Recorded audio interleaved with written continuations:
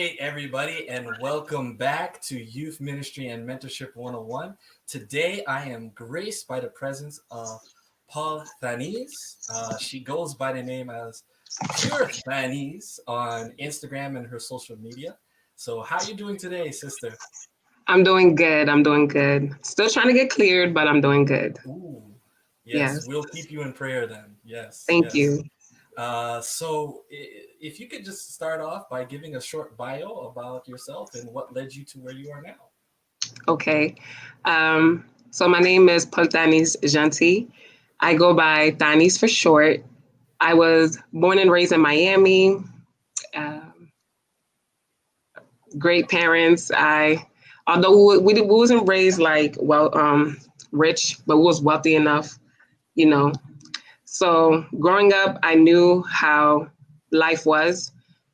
So as I grew up, we went to Haiti. We visited Haiti. We saw the living lifestyle over there. So 2017, I went there, and there was like a nearby orphanage where we were staying at, which is in Cap Haitien.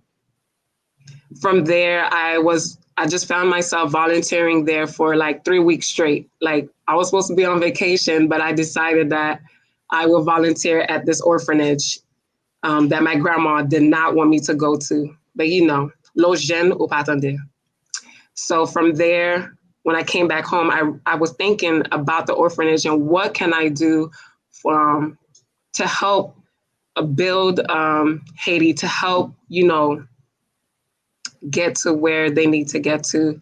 So did my research and I realized social work is the way to go. So I'm majoring in social work at Oakwood University, where I'm currently attending. I graduate in 2022 by God's will. I'm 26. Yes, I am 26. Yeah. So yeah. Wow. So you are at Oakwood and you have this goal in mind to get that degree, use what you learned to help where your parents are from, where my parents are from, this country that is in great need. So my question for you is, even as you are starting to get that degree, how do you see how you can use that to help Haiti? So naturally, I love to help individuals.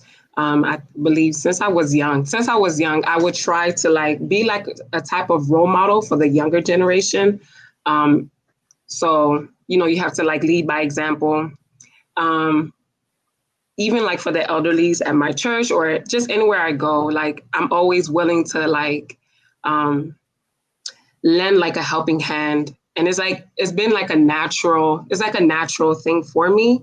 So I feel like God had me see what I had to like go through to understand like social work is the way you need to go because that's what we do. We lend helping hands. We give people the proper resources that they need to better their lives, to better their living situation. So yes, it's like an everyday lifestyle for me. So it's not just a major. Yeah. So this is going to be a little difficult question, but it's something that's coming to my mind. I mean, missionaries go down there, NGOs go down there, and still the country needs a lot of help. So, what do you think you would do differently, or do you think it just needs they need more boots on the ground? They need more volunteers. Well, what's your insight into that? More volunteers, I would say. Um, I feel like that is a tough question. But I feel like if I do my part as a social worker and someone that's majoring in nursing do their part as a Haitian nurse within the community, if someone within like psychology or wherever field they may be in, if they were to just go to Haiti and lend a helping hand or like extend that help, I feel like the maybe not the generations now, the gummoons, but like the younger ones that are seeing these people helping out are going to want to do better and want to like, you know, do what they can to get to where they've seen people come and try to better Haiti. If you understand, yeah. Makes sense. Yeah, So you are also a very influential leader in Southeastern Conference. I saw that they gave you some sort of recognition the other day. Could you let us know about that recognition? Look, so many people DM me and was asking me questions like, what's going on? What's going on? I did put a link on YouTube. It's the same, my same name, pure_Thanis. I did put the same, I've actually put a story time, more like a testimony. In January, I've always had the desire to run for Miss Oakwood, but as time went by, it's just a crown, you know, it's just a crown. And I don't want to like represent the school and just focus on the attention, focus on the crown, focus on dressing up. That's not what I wanted to focus on. Back then, yes, that's what I wanted to do. But now that I'm at the age where it's like, I'm here to like help the next person better themselves. So I had received a phone call, not a phone call, a text message. I received a message from the previous Miss Oakwood, where she told me that she sees me well representing the school because I'm very active. So as active as I am at Oakwood, and I only been there for 2 years, that's how I'm very much active within my conference. And that's why, like, you know, when our parents say, "Lekor leglis," like, listen, they're not saying that to us just to like keep us in this cage or, you know, where they put you at, just try to grow from there. In the conference, I was very much active. At the school, I'm very much active. So when she told me that, I said, okay, I'll think about it. In 7 days, let me tell you, in 7 days, God made a way. To this day, I don't know how he did it, but he made a way. She messaged me on Friday. I was on the road to Florida that following Friday to speak to the conference. So the video that you saw on Instagram, to speak to the conference and to ask them for a helping hand because, you know, it costs money to run for pageants and etc. I went down there, you know, humble enough to ask for only $600. So the video that you saw is them actually like, you know, who's willing to, if I can find 6 people to give her $100, we will have $600 for her. In about 15 seconds, I want to say 6 people had already raised their hand to give me the $600. And in that moment, it's like I couldn't, it was not like a, yes, I got the money, I'm going to become Miss Oakwood. That's like, next step is to buy the dress, but it wasn't like that. In that moment, I was just like, wow, like, look how God like just moved for me in under 15 seconds. And what people don't realize, and that's what made me very emotional, was the fact that I didn't have to say a word. The people, they may know me, but I didn't have to say an introduction. I didn't have to introduce myself. I didn't have to present to them what my platform was going to be about. I didn't have to do none of that. Pastor Prince Lewis went up there. He spoke on my behalf. And in 15 seconds, 6 people raised their hand to give me $100 each to raise the money that I wanted, that I needed. Later on, the president for the Southeastern Conference came up and said, we need to invest in our youth. We're going to also gift you $1,000. So that's when it was like people was going, whoa, like crazy and like, you know, celebrating and praising and worshiping, because for me, it's just how quickly God moved in my life. I've never seen this happen again. Running for Miss Oakwood this year was not in my plan. It was not in my, that's not what, you know, I planned for, but I went there for $600. I left with $1,600. Yeah. When that happened, the queen that asked me to do it was actually there. Most people don't know that, but she was actually there. And she came to me afterwards and she told me, She told me, hey, I've been fasting and praying and asking God to give me a vision on who I should reach out to. And he gave me a vision of you and another individual. That's why I asked. And till this day, like, although I didn't get the crown, although I didn't get the title Miss Oakwood, I know it's a lifestyle for me, based on how I carry myself as an individual and how I treat others around me. You know what I mean? So although I didn't get the crown, that's fine. It's no problem. But I still want to give the student body what I went for, like what the platform that I had in store for them. That's what I want to continue to do and give them purity, which stands for personally understanding real issues through youth. Because many of us go through a lot of stuff that, I may not know or you may not know.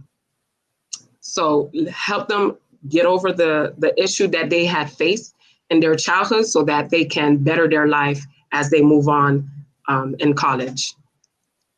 Wow. Sorry. No, this is great. This is great. And I want to touch on that platform purity.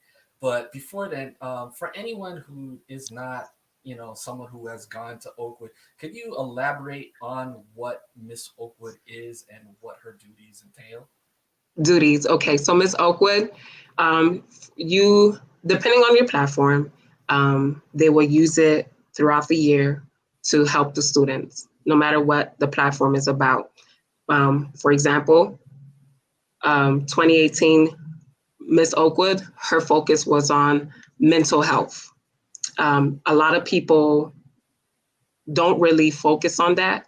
They don't take it too seriously, but it's a serious thing out here, dealing with mental health.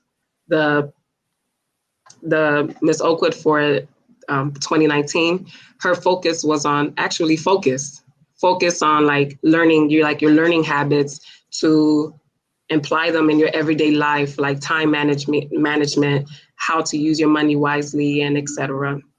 So for me, it was purity. But you present a platform, and they will use it throughout the school year for the students. You are also a role model. So when the students see you, they see Oakwood based on how you talk to them, based on how you dress, based on how you carry yourself, your character, and etc. That's who, like when they see you, they need to see Oakwood.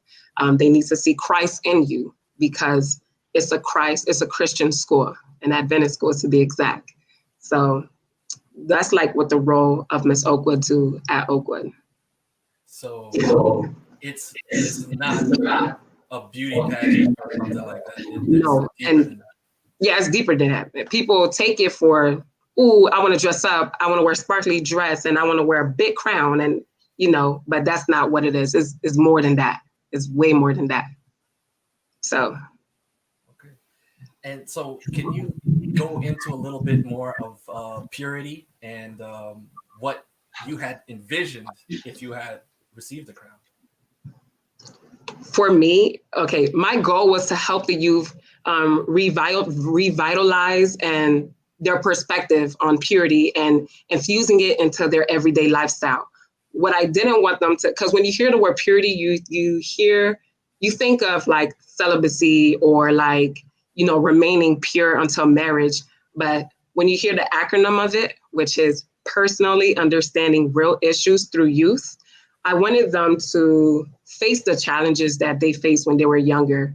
There's students that still walk around here, traumatized, or that is still going through something that might have happened when they were younger, whether it's abuse in any kind of way, whether it was like neglect, whether it was anything that affected them growing up and that's currently affecting them now. So what I had planned, knowing a lot of people in the Southeastern Conference, I was going to bring in actual professionals that either major in psychology, that are,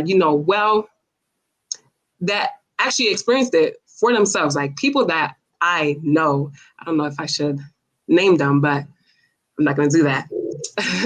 I'm not going to do that.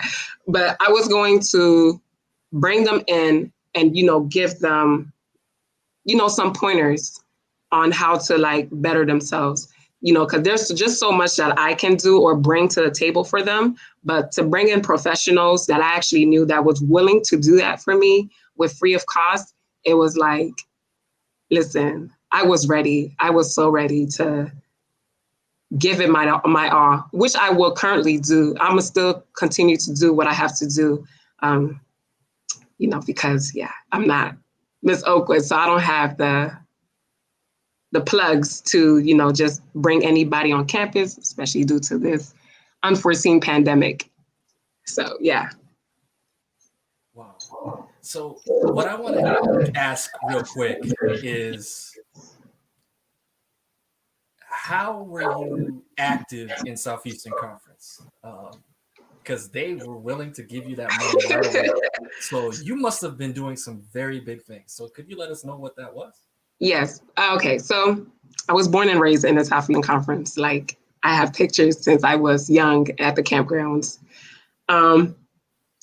I don't know, like, I'm just so active. I'm so active within the conference. They had a mass choir. I was in it for like 5-6 years. Let me see. Oh, color guard. Ooh, that's what it was. Pathfinder. A lot of people, when they turn 16, 17, 18, they want to call it quits. I'm grown. I don't want to be part of Pathfinders anymore. It's for kids, da da da. Listen. That's what got me to where I'm at right now. I was in Pathfinders up until I was like 21, 22, 23. I think it was like the year before I left to go to Oakwood, I was 24. So I was in Pathfinders up until I was 23. So up until I was 23, I had my master's, master guide. I was a master guide, very involved. I was in color guards for 6-7 years. I was captain for a team. We were practically at every event you could think of. We were at the Haitian camp meeting. We were at convocation. We were at FeJAH. We were at federations. Like, we were, you know, you put in the work and people are going to recognize it, whether you may see it or not. And I didn't think people was paying attention. I was just making sure I was doing my part. So as long as you're doing your part, I promise you, you're not going unrecognized. So that was one of the things. For the convocation for choirs, I was part of the choirs. So if I was doing color guard and they didn't need me for color guard until after the service, I would change into the choir's uniform and hop into the choir loft, and I would sing. I sung tenor. I'm not an alto or soprano, but I sung tenor. And I was just very involved, Every seminars that they had, every workshops that they had, I was there to participate, to take notes, because I knew that I would be able to go back to my home church and talk about what they taught us at the seminars or at the workshops. Another thing was, I'm not going to say I started like a mentor or a mentee program within the conference. It was just a natural thing where, you know, I had young girls coming up to me, asking me, how can they have the confidence that I have? How can they carry themselves how I carry themselves? And these are individuals that I don't even know. I've never came across, but they're within the conference. So I see them as family. From there, I just started seeing the conference, not just a conference. I saw them as, this is my brother, this is my sister. Pastor Prince, I see him as like a brother to me. Like, he is awesome. When they went on their first international mission trip, I signed up for it, but I didn't think, you know, it was a lot of us in the conference. So I think I would, you know, go on the trip, and I was picked, and I was thrilled. You know, I was, you know, thanking God and thanking everybody, went on the trip, had a great time. With the missionary trip, like, I had a great time, and I would do it again. We went to Jamaica. So, you know, just make sure you do your part within your conference, whether it's Regions Conference, the Northern Conference, the Southern Conference, Southeastern Conference, Central Conference, whatever conference you may be in. Just do your part as an individual, and I promise you it's not going to go unrecognized, because you have your youth director, you have your pathfinding director. You have people that are looking at you and like, wow, you know, Tipitita is going to go somewhere because she's very involved. And it goes back to when I said, l'école, l'église, la caille. Don't think of it as a cage. Think of it as a way for how can I better myself when I'm at school? How can I better myself when I'm at church? How can I better myself when I'm at home? You know, so. Wow. It's interesting that you say that, because young Haitian people, when we hear that, we think the cage. We're like, Yeah, we can't go anywhere. Yeah, lockdown. Yeah. Yeah, Haitian young people were in lockdown before COVID-19. It was it was school, church, and home. Mm-hmm. But you saw it as maximize wherever I'm at. Yeah. So I can bring out my best potential and serve others wherever I'm at. That's amazing, because two things I wanted to highlight. One is that you are a part of the color guard in Southeastern Conference. For those who are listening, Southeastern Conference is one of the most dedicated in color guard ministry. In Pathfinders, something I know very well, we don't carry the colors correctly. Southeastern Conference is one of the conferences that does it correctly, and I know that because I know the drill instructor there. So she really is making sure. So you are a part of that. Yes. So anyone who's listening and thinks that Pathfinder ministry can't benefit you in your later years, think again. The other thing I want to mention is you called out Pastor Prince Lewis a number of times. That is the youth director for Southeastern Conference. You know who he is. Yeah. Unfortunately, there's a lot of young people who don't know who their youth director is. Within the conference? Yeah, within their own conference. I've visited young people in different conferences, and their youth director is in the same room with them. And they're like, I didn't know that was my youth. So I'm just saying that right now so that anyone who's listening can be active in your local church, know who your youth director is, tie in with them, help them, and they can help you, because you never know. You might be in need of something, and they will get up in front of a whole camp meeting or something and say, listen, let's help this young person raise some money, because I'm sure that was a one. I mean, you said you were very emotional because they were willing to serve you and help you. Yeah. One of the reasons why I got very emotional, because when I went on the first time I met Pastor Prince was when I actually went on a missionary trip, which was in 2017. 2018, I was gone. I moved to Huntsville, Alabama. 2019, I was in Huntsville. So remind you when I told you that I didn't say a word. I didn't say a word, for them to help or for them to know why they're giving their money to me. He went up there and his introduction of me or about me was like, we actually only really been around one another. Really was when we went on the mission trip. He's very active within the conference, so I don't see Pastor Prince like that, but through Facebook or whatever, it's like, So when he was saying what he was saying, she's very involved and she's this and she's that and she's for the youth and it was just like, huh? But and that's why I'm saying, like, being involved in a conference, you have to understand it doesn't go unrecognized. So I might have known him when he became the youth director within the conference, but he might have seen me being active way before that. You know what I mean?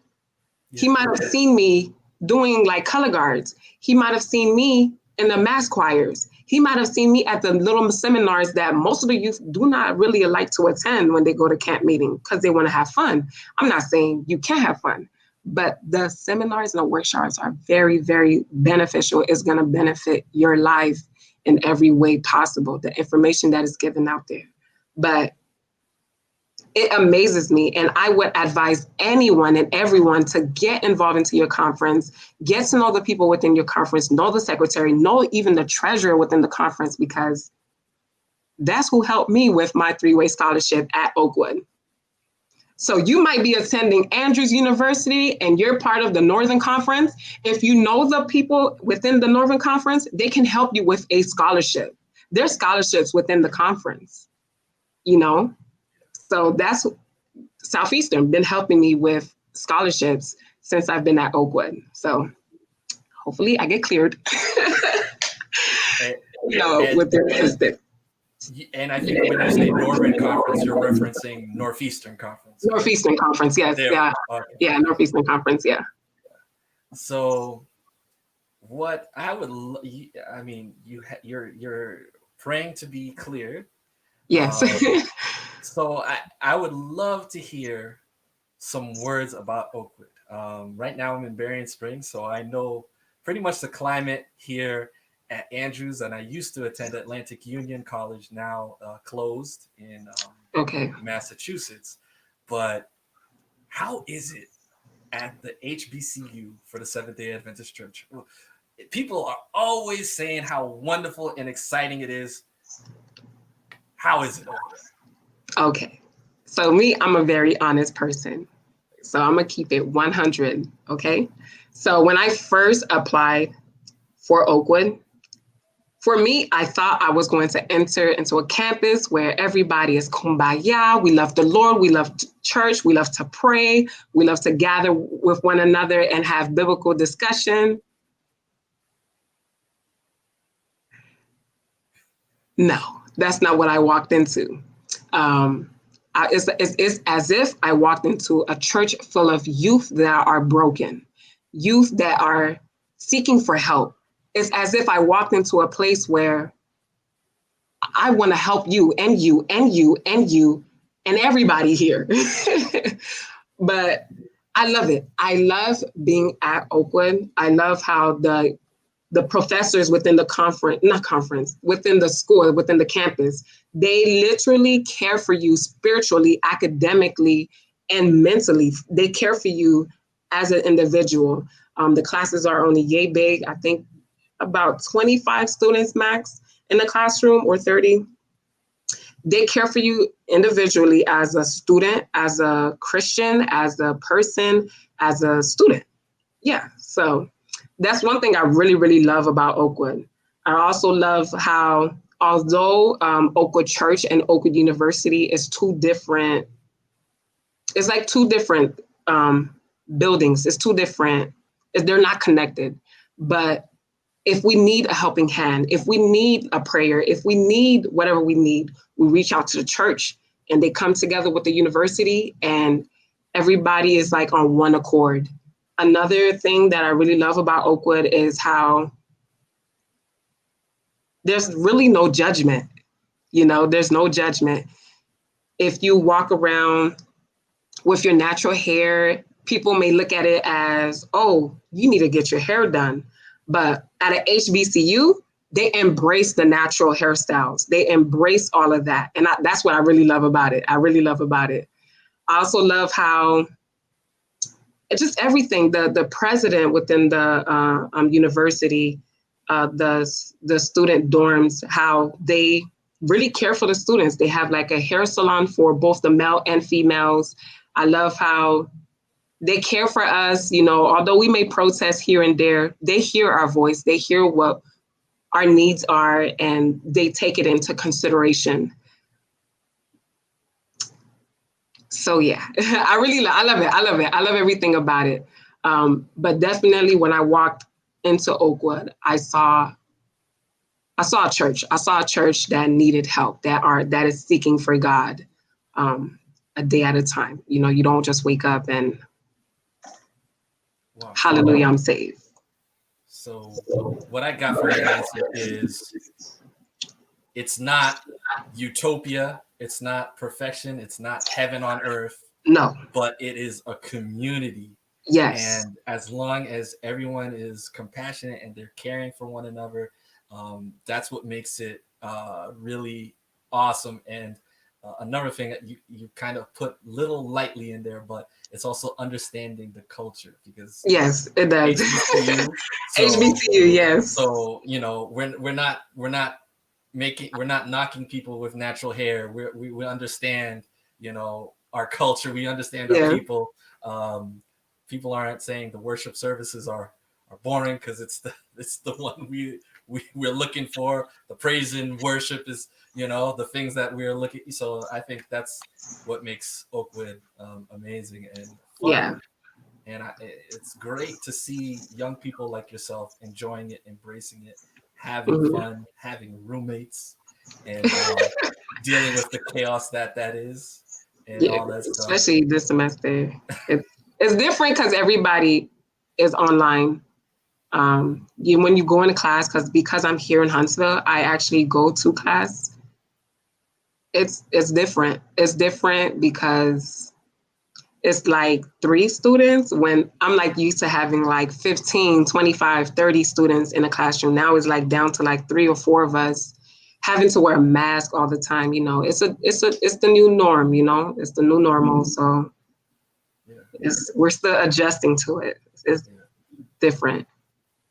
And I think that's the reality in all, uh, not only SDA institutions, but all Yeah. institutions right now. Also, yeah, including, I feel like when we go back to church, that's what we're gonna have to do to do the mask. It's like mask, mask, mask. So Mm, yeah, yeah. So feel free to find some SDA ones like myself. I have a Pathfinder Youth one that I like to enjoy to wear. So okay.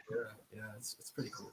Um, so with that, I mean, we talked about you being running for Miss Oakwood, talked about Oakwood, but you got, my passion is talking about my people, my Haitian community, and young people in the Haitian church. So give me your 2 cents about, how we engage with our young people in the Haitian church. I know you might want to be delicate, but feel free, speak your mind, vent if you have to vent, but just give us your thoughts.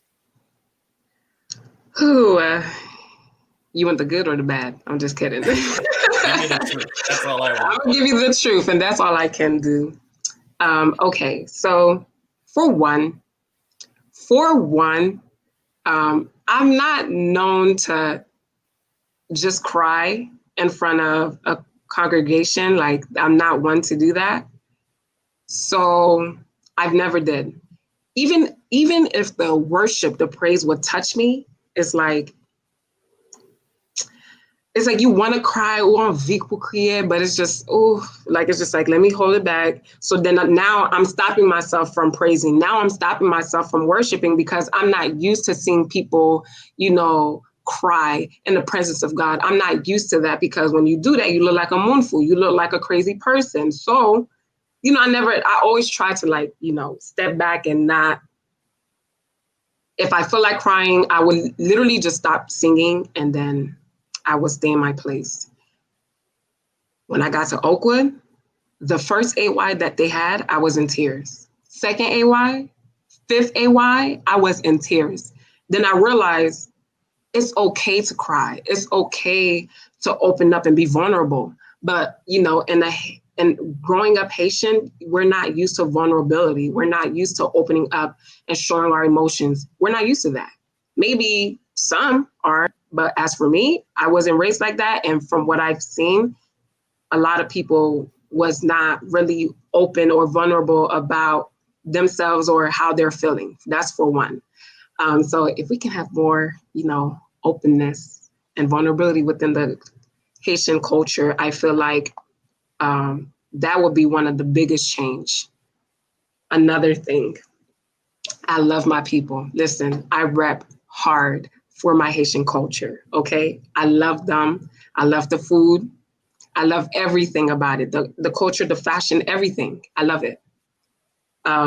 But growing up Haitian, listen, like I didn't really have strict parents. So I was able to, I don't know, be myself within, be myself, but to a certain extent. be myself to a certain extent, because it's just like, oh, that's what it is. I feel like us Haitians, we care too much about, like if you do this, this person gonna view you that way. They care about what people think. They care about people's opinions. And it's just like, huh? No, that's not how you're supposed to live life. You're not supposed to live life thinking, oh, what Talentel is going to think, or what Fuelentel or this person is going to think about you, because then you're limiting your life. You're limiting yourself in this narrow little way when you can become big and move in different ways. That's another one. Let me see. Another point is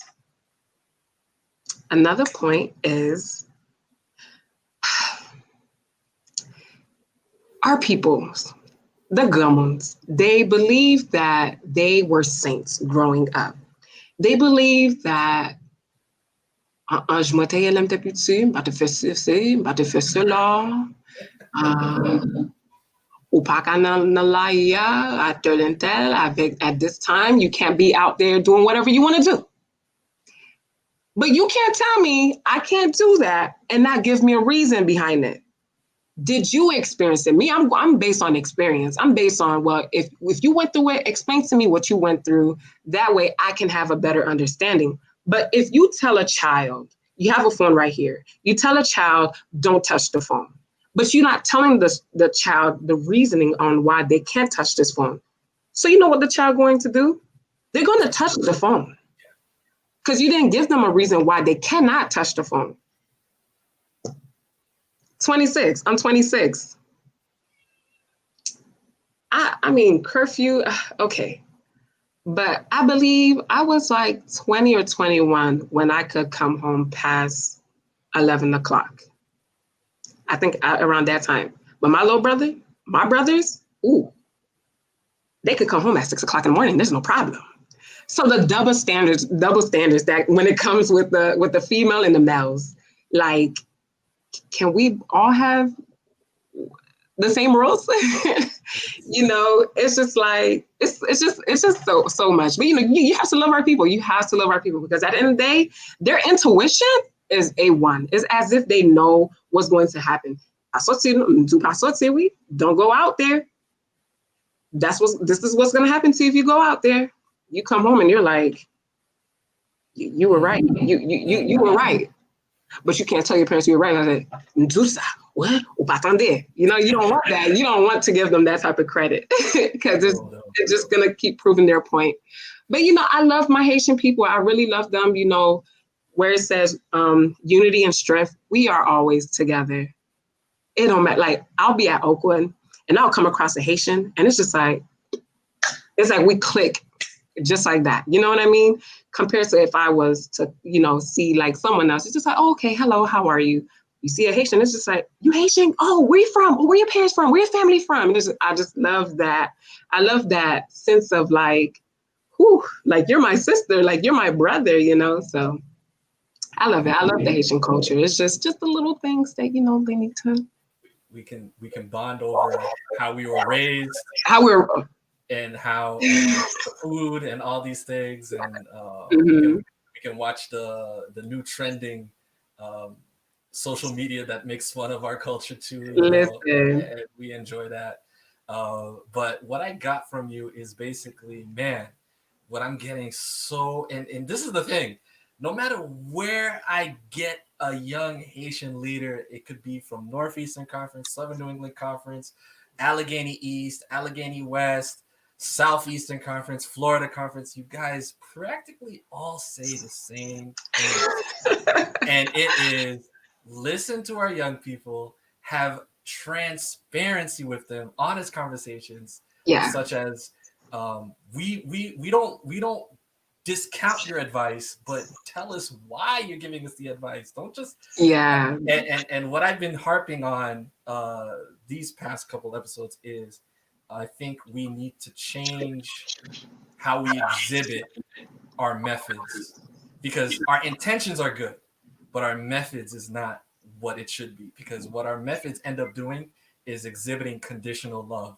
when we are loving our young people unconditionally. So we need to show unconditional love, because a lot of young people, especially Haitian young people, come to me and tell me, man, I messed up and I thought that my parents were not going to love me. Mm-hmm. And that's what they were trained. They were trained that, they, we mess up, we're not going to get the love. Yeah. But that also leads to another issue that I've been talking about too, which is when we succeed and we still don't get the love. We get the degree, and then they still say, okay, when are you getting married? And then you go, fine. Then you get married, and then they say, okay, where's the first kid? And then you Mm-hmm. say, okay, fine. Then you have the kid, and you're raising them well. And then they say, they need a sibling. And then you're like, Yeah. when does it end? So I think if we did that, I think we would empower our young people, and they could really embrace our culture, not run away from it for freedom Yeah. and things like that, and have the mentality that you have, which is, even if it is l'église, l'écaille, l'école, we can maximize our Yeah. opportunities there. Mm-hmm. I get that. It just brings me. You remind me of one more thing about our lovely culture. Um, it's the degrees. If you're not an engineer, if you're not a nurse, if you're not a doctor, if you're not a lawyer, it's like, oh, but what you doing? Does it make money? Does it this? Does it that? And it's just like, can you just support me? Just support me. All I need is your support. And I feel like when you give your child that support, I promise you, they're going to go hard for what they're going for. But when you're forcing them to become like this doctor, or to become like this lawyer, or to become like this other person that they in their heart don't feel like they want to, it's as if you're holding their happiness, you're holding their end goal, you're holding it back. When I told my parents because originally I wanted to become a pharmacist. So when I told my dad, I'm going in for social work, he's like, the first thing he asked me was just like, wap touche. If you were to, compare pharmacy and social work, would you make money? And it's just like, Daddy, no, that's what we're not going to do. And as honest as I am, I told my dad, if I don't have your support, then I'm just going to have to do this on my own, Wow. And once I said that to him, it's like, okay, you know what? Let me get a better understanding what social work is. So now when I go home, it's like, so what did you learn throughout, your semester? Share with me. Teach me what you learned so that I can have a better understanding of what social work is, or what you plan to do as your end goal. And when you receive that type of support from your parents, your Haitian parents on top of that, it's very big, because it makes you want to like go hard and do what you have to do to make sure like you become the person that you told yourself that you're going to become. So if they were very like more supportive in our career, our major, I feel like we would succeed in the long run. And I have to comment on that. Go ahead. In the fact that when God gives you a goal and gives you a purpose, you will be more effective in doing what God asks you to do than chasing after money and being in this approved job. So if I chased, as the world said, to be a doctor or a nurse, which I'll be honest, I did. Okay. And they said, oh man, you're good at this. But if I continued that, I would just be focused on making the money. I wouldn't be focused on making a difference, because I wasn't called to be a nurse or a doctor. So I am making more of a difference. And that goes for anybody who is given a God-given calling. You will make more of a difference doing what God has called you to do, even though it seems out of the box, out of the ordinary. It doesn't have the accolades of an engineer, doctor, lawyer. But if you do what God asks you to do, you will change the world. And I mean, Jesus had a carpenter degree that and he changed the world. So it's about following God's plan for you. So get educated, but man, when God tells you to be a pastor, because if that's the same question I got when I said I'm going to be a pastor. My mom said, in America, you're not going to make money. And then what am I supposed to do? So I'm going to go be a nurse and be miserable? Or am I going to do what God told me to do, and I'll be happier living on that check than rich? So I just had to let that out too, because that's on my chest as well. So man, thank you so much for coming on and talking about this stuff. This was awesome. And so once again, they can find you on Instagram and Facebook at your name, pure _Thanise. All right. Or Thanise, yeah. So everybody, if you enjoyed this conversation, feel free to follow her and what she is doing. I mean, she's doing amazing things. That's why I had to have her on the podcast. So once again, as I close this episode out, I give it to the guest to have some words of encouragement. So right now there is a young lady, a Haitian young lady in the Southeastern Conference who is getting told by her parents, you need to be a lawyer or a doctor. Don't come at me with this social work or English major or anything like that. But or pastor. I mean, that's another big one. Women pastor? No, not the Haitian community. Oh, no. So there is one young Haitian lady in Southeastern Conference going through that right now. What words of encouragement would you have for her? So she wants to become a lawyer? No, I mean, God has called her to be something completely different from the accepted careers that Haitians would say, yeah, that's good. Something completely different. Okay, so I do have a verse that I would actually want to start off with. Romans 8, verse 26 through 28. And it says, in the same way the Spirit help us in our weakness, we do not know what he ought to pray for, but the Spirit himself intercedes for us through wordless groans. And he who searches our heart knows the mind of the Spirit, because the Spirit intercedes for God's people in accordance with the will of God. And we know that in all things, God works for the good of those who love him and have according to his purpose. So I believe if she believes that this is what God called her to be, to become whether a lawyer, to become wherever it may be, even a pastor, do not be discouraged. Know that the Holy Spirit is interceding on your behalf.